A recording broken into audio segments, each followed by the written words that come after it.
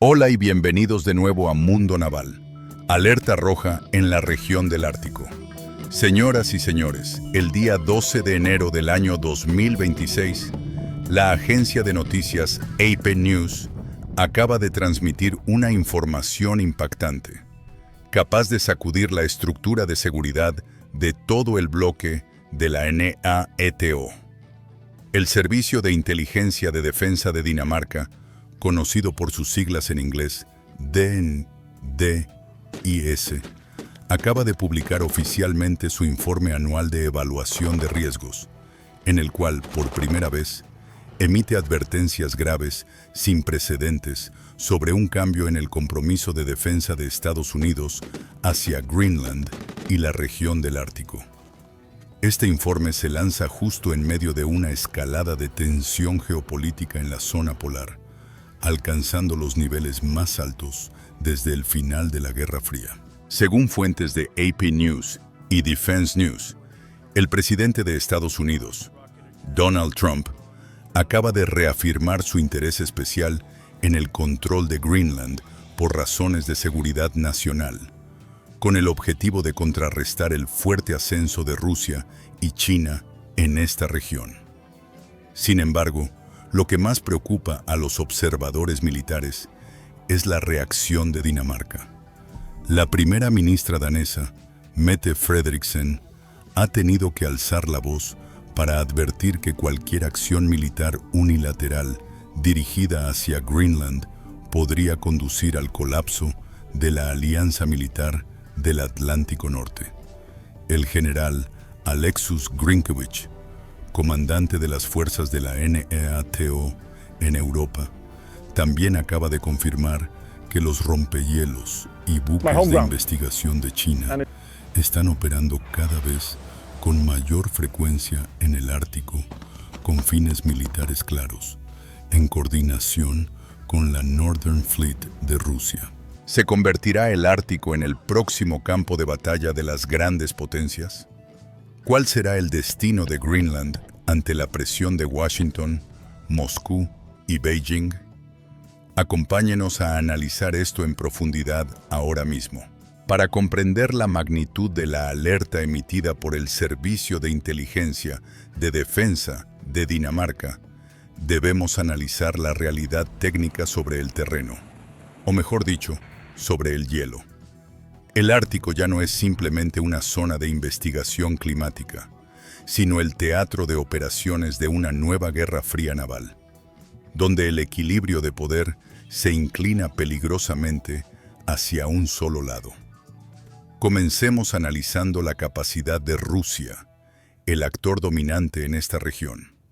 La Northern Fleet, con sede en Severomorsk, en la península de Kola, no es solo la flota más poderosa de la Armada rusa, sino que posee la llave maestra para controlar la ruta marítima del norte. Según los datos más recientes de Naval News y Rosatomflot, actualizados en enero de 2026, Rusia ha completado el despliegue operativo de sus rompehielos nucleares del proyecto 22220. Estos gigantes de acero, conocidos como la clase Ártica, son verdaderas bestias de ingeniería.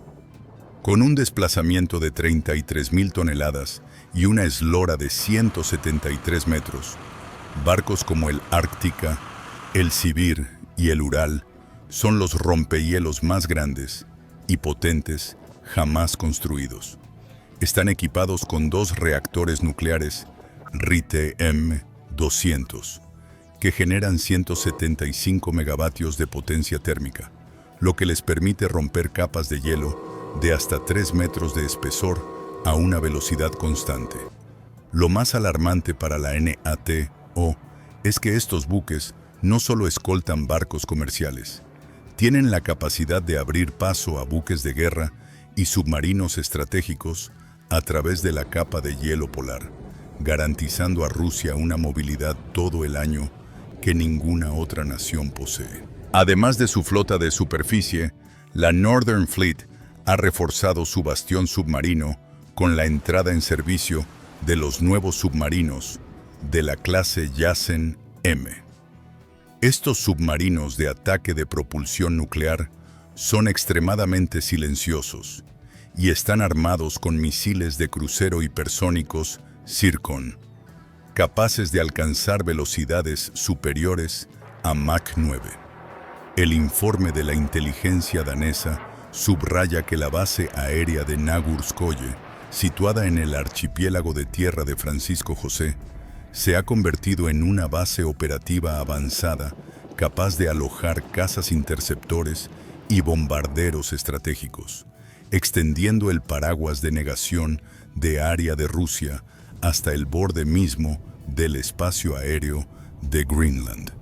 Por el contrario, la situación de Estados Unidos y la NATO en el Ártico es de una vulnerabilidad preocupante, lo que los expertos llaman la brecha del rompehielos. Mientras Rusia opera una flota de más de 40 rompehielos, muchos de ellos nucleares y armados, la Guardia Costera de Estados Unidos, o US Coast Guard, se encuentra en una situación crítica. Actualmente, Estados Unidos solo cuenta con 2 rompehielos polares operativos para defender sus intereses en el Ártico y la Antártida. El más pesado de ellos, el USS Polar Star, es un buque veterano comisionado en el año 1976.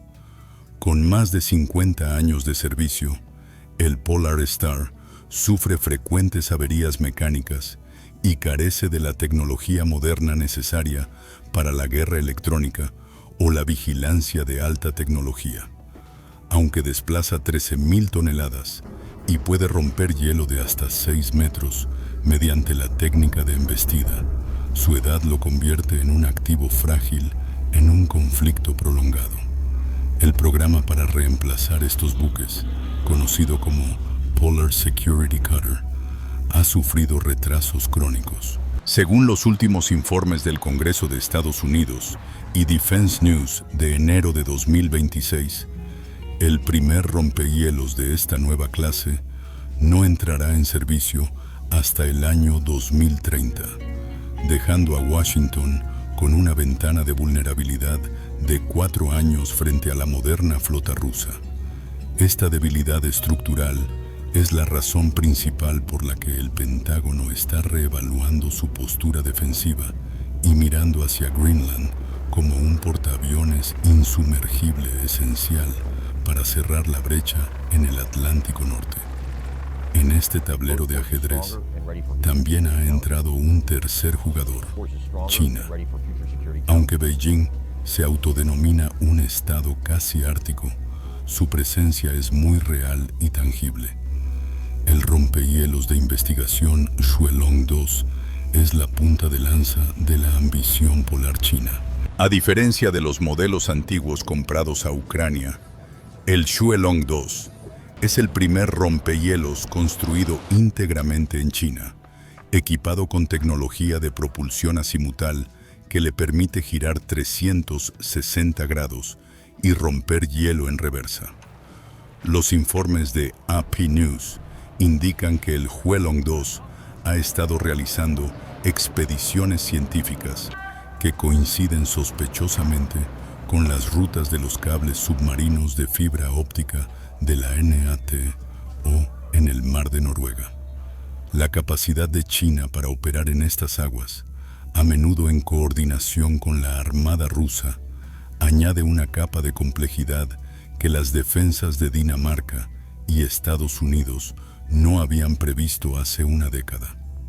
Para contrarrestar esto, Estados Unidos depende en gran medida de la Pituffik Space Base, anteriormente conocida como Thule Air Base, ubicada en el noroeste de Greenland.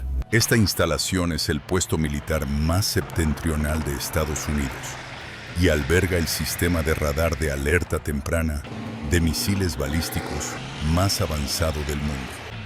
Sin embargo, como señala el informe del DDIS, la base está diseñada para detectar amenazas que vienen del espacio, no para defenderse de una incursión naval híbrida o de sabotajes submarinos en sus cercanías.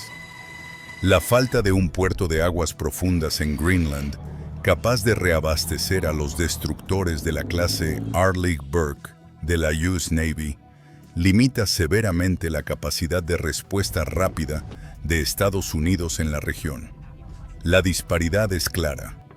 Rusia posee el dominio del mar helado con una flota nuclear capaz de operar indefinidamente sin repostar. China posee la flota de investigación dual civil-militar más moderna y de rápido crecimiento. Mientras tanto, la NATO depende de bases estáticas en tierra como Pituffik y de una flota de rompehielos aliada que aún está en fase de construcción o modernización. Esta asimetría de capacidades es el telón de fondo técnico que explica por qué el informe de inteligencia danés es tan alarmante. No se trata solo de política, se trata de física y acero. Si Estados Unidos decide unilateralmente militarizar Greenland para compensar su falta de barcos, como sugiere el informe, podría desencadenar una respuesta cinética inmediata por parte de Moscú, convirtiendo el hielo blanco del Ártico en una zona de conflicto caliente. En la siguiente parte, detallaremos la cronología exacta de los movimientos que han llevado a esta situación límite y cómo los satélites han detectado preparativos inusuales en las bases rusas del Ártico en las últimas 48 horas. Para entender la gravedad de la advertencia lanzada por la inteligencia danesa, debemos rebobinar el reloj y analizar minuto a minuto lo que ha estado sucediendo en las aguas heladas del Círculo Polar Ártico durante las últimas 48 horas. Lo que comenzó como una firma de radar rutinaria se ha transformado rápidamente en uno de los enfrentamientos navales más tensos de la década. La cronología de la crisis comienza exactamente a las 04 horas y 30 minutos de la madrugada del 11 de enero de 2026. En ese momento, los satélites de vigilancia de la Oficina Nacional de Reconocimiento de Estados Unidos detectaron una actividad térmica inusual en la base naval de Severomorsk, el cuartel general de la Flota del Norte de Rusia. Las imágenes satelitales de apertura sintética, capaces de ver a través de la oscuridad del invierno polar y la densa capa de nubes, mostraron que el crucero de batalla de propulsión nuclear Admiral Nakhimov, que recientemente había completado su modernización, estaba encendiendo sus reactores. No estaba solo. A su lado se detectó la salida del rompehielos nuclear Ural y de dos submarinos de ataque de la clase Yasen M, el Kazán y el Novosibirsk. Normalmente, un despliegue de este tipo indicaría un ejercicio de patrulla hacia el Atlántico Norte a través de la brecha Gjuk, el paso estratégico entre Groenlandia, Islandia y el Reino Unido.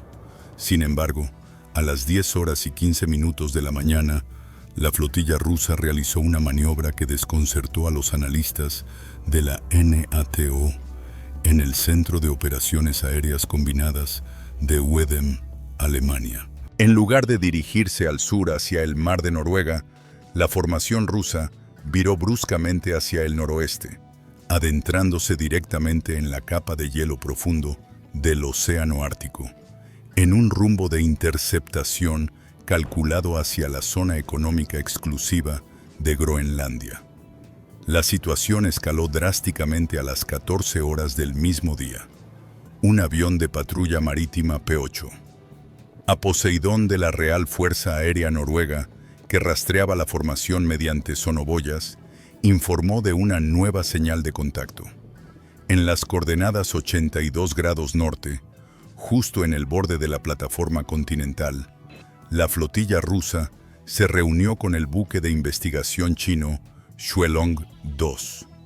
Lo que las cámaras del P-8A Poseidón captaron no fue un encuentro científico. Las imágenes, que luego fueron compartidas con el Pentágono, mostraban al rompehielos ruso Ural abriendo un canal en el hielo de 2 metros de espesor, permitiendo que el buque chino y el crucero de batalla Admiral Nakhimov navegaran en formación de combate cerrada.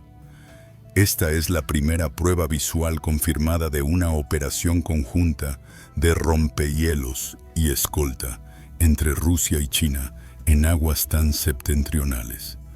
El 12 de enero, la atención se trasladó de las pantallas de radar a la diplomacia de alto nivel. A las 08 horas de la mañana, el Mando Conjunto del Ártico de Dinamarca detectó que la formación ruso-china había cruzado la línea invisible que delimita la zona de interés económico de Groenlandia. Aunque técnicamente se encontraban en aguas internacionales, su proximidad a las reservas de tierras raras de Kvanefjeld, en el sur de Groenlandia, encendió todas las alarmas en Copenhague. La fragata de la Armada Real Danesa, la HDMS Triton, que se encontraba en una misión de vigilancia pesquera rutinaria, recibió órdenes inmediatas de interceptar e identificar visualmente a la flotilla. El comandante de la Triton transmitió por radio en los canales internacionales de emergencia, solicitando a los buques extranjeros que declararan sus intenciones. La respuesta, recibida a las 10:30, fue un silencio de radio total por parte de los buques chinos, seguido de una transmisión en ruso desde el Admiral Nakhimov, advirtiendo a la nave danesa que mantuviera una distancia de seguridad de 20 millas náuticas debido a ejercicios de prueba de sistemas de propulsión. Esta declaración fue interpretada inmediatamente por los analistas navales como una velada amenaza, dado que el Nakhimov está armado con misiles hipersónicos Zircon capaces de alcanzar objetivos a 1000 kilómetros de distancia en cuestión de minutos. Mientras esto ocurría en el mar, en Washington, D.C., la respuesta comenzaba a tomar forma. A las 12 horas del mediodía, hora del este, el Pentágono elevó el nivel de alerta de la base espacial Pitufik en el norte de Groenlandia. Fuentes de Defense News confirman que el Mando de Defensa Aeroespacial de América del Norte, conocido como NORAD, ordenó el despegue inmediato de 4 cazas furtivos F-35A desde la base de la Fuerza Aérea Eyjolfsson en Alaska. Estos cazas, apoyados por aviones cisterna KC-135 Stratotanker, realizaron un vuelo transpolar de larga duración. A las 16:45, los F-35 a estadounidenses realizaron un sobrevuelo a baja altitud sobre la formación naval ruso-china. El objetivo era claro: demostrar que, a pesar de la falta de rompehielos de superficie, Estados Unidos mantiene la superioridad aérea absoluta sobre el techo del mundo. Sin embargo, la maniobra aérea reveló un detalle técnico inquietante. Los sensores de guerra electrónica de los F-35A detectaron que el buque chino Xuelong-2 no estaba realizando investigaciones climáticas. Estaba emitiendo potentes señales de sonar activo de baja frecuencia, una táctica utilizada específicamente para mapear el fondo marino en busca de rutas de navegación para submarinos estratégicos y para localizar cables submarinos de fibra óptica. Esta revelación, confirmada hace apenas 6 horas por el informe de inteligencia danés, cambia por completo el escenario. Ya no se trata solo de una provocación de superficie, es una operación de inteligencia submarina en tiempo real. Se sospecha que los submarinos rusos clase Yasen-M, que desaparecieron de los sonares de la NATO poco después de salir de Severomorsk, están utilizando el ruido generado por el rompehielos y el crucero de batalla como cobertura acústica para penetrar las defensas antisubmarinas en el Atlántico Norte. Actualmente, a las 11 horas de la mañana del 13 de enero, de 2026, la situación es de un punto muerto táctico extremadamente volátil.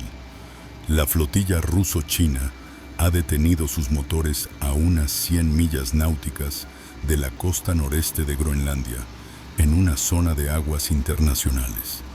La fragata danesa Tritón se mantiene a la espera, superada en armamento y tonelaje, actuando como el único ojo vigilante de la NATO en la superficie.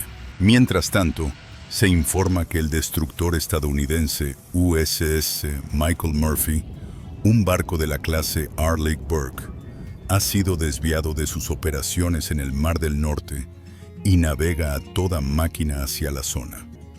Sin embargo, sin capacidad para romper hielo, el destructor estadounidense no podrá acercarse a los buques intrusos si estos deciden retirarse más hacia el interior de la banquisa polar. Este es el momento crítico que el informe danés temía. Estados Unidos se encuentra ante un dilema físico. Tiene el poder de fuego aéreo para destruir la flotilla, pero carece de los medios navales para empujarlos físicamente fuera de la zona sin escalar el conflicto a una guerra abierta. Rusia y China, conscientes de esta limitación, están utilizando el hielo como un escudo táctico, desafiando la soberanía de Groenlandia y poniendo a prueba la cohesión de la Alianza Atlántica. En las últimas horas, comunicaciones interceptadas sugieren que helicópteros K-27 Helix han despegado de la cubierta del Nakhimov, realizando vuelos estacionarios sobre áreas donde se sabe que existen depósitos minerales críticos. Si se confirma que han desplegado boyas de sonar o equipos en el hielo, estaríamos ante una violación directa de la soberanía económica que Dinamarca y la Unión Europea no podrían ignorar. La noche polar cubre ahora la zona de operaciones, pero los ojos electrónicos de ambos bandos están completamente abiertos. El más mínimo error de cálculo, una maniobra demasiado agresiva de un piloto o un malentendido en las comunicaciones por radio podría convertir este desierto helado en el frente más caliente del planeta. En la siguiente sección, analizaremos qué opciones reales tienen Estados Unidos y la NATO para responder a esta nueva estrategia híbrida sin desencadenar la Tercera Guerra Mundial. ¿Y qué dicen los expertos de los think tanks sobre el futuro de Groenlandia? Más allá de las maniobras tácticas de los destructores y los sobrevuelos de los cazas, lo que estamos presenciando en el Ártico es un cambio tectónico en la geopolítica global. Para comprender verdaderamente las implicaciones del informe de la inteligencia danesa y la presencia de la flotilla ruso-china frente a Groenlandia, debemos recurrir a los análisis de los principales centros de pensamiento estratégico del mundo. Según el Centro de Estudios Estratégicos e Internacionales, conocido por sus siglas CESIS, con sede en Washington, este incidente marca el fin definitivo del excepcionalismo ártico. Durante décadas, la región polar se consideró una zona de baja tensión, aislada de los conflictos globales. Sin embargo, los expertos del CSIS señalan que la doctrina del bastión de Rusia se ha expandido agresivamente. La doctrina del bastión es la estrategia naval rusa que busca proteger a sus submarinos de misiles balísticos nucleares en el Mar de Barents y el Océano Ártico, convirtiéndolos en fortalezas inexpugnables. Al desplegar el crucero de batalla Admiral Nakhimov y los submarinos Yasen M tan al oeste, cerca de Groenlandia, Moscú está enviando un mensaje claro. Su línea defensiva ya no está en sus fronteras, sino en la puerta de entrada del Atlántico Norte. Si Rusia logra controlar el acceso a través de la brecha entre Groenlandia, Islandia y el Reino Unido, conocida como la brecha GIUK, podría cortar las líneas de suministro marítimo entre Estados Unidos y Europa en caso de una guerra mayor. El Instituto Internacional de Estudios Estratégicos, o IUIS, con sede en Londres, ofrece una perspectiva igualmente sombría sobre el papel de China.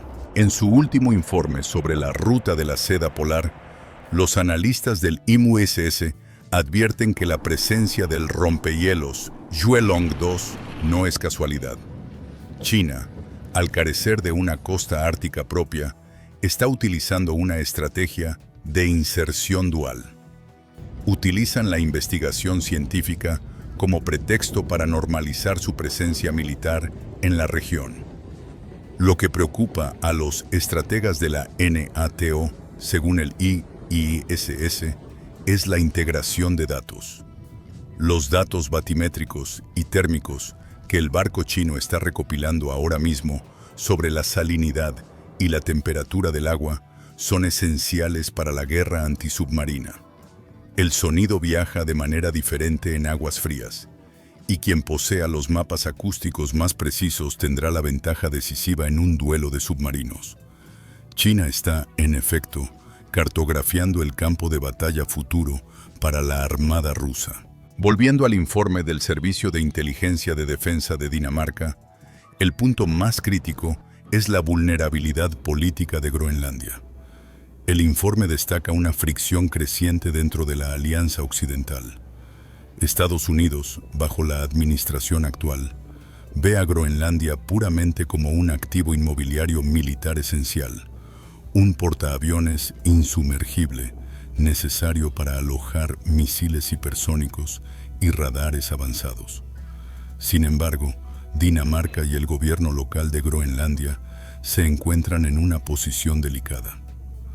Como señalan los expertos en seguridad nórdica, militarizar Groenlandia demasiado rápido podría provocar precisamente lo que Copenhague intenta evitar: convertir la isla en un objetivo nuclear prioritario para Rusia.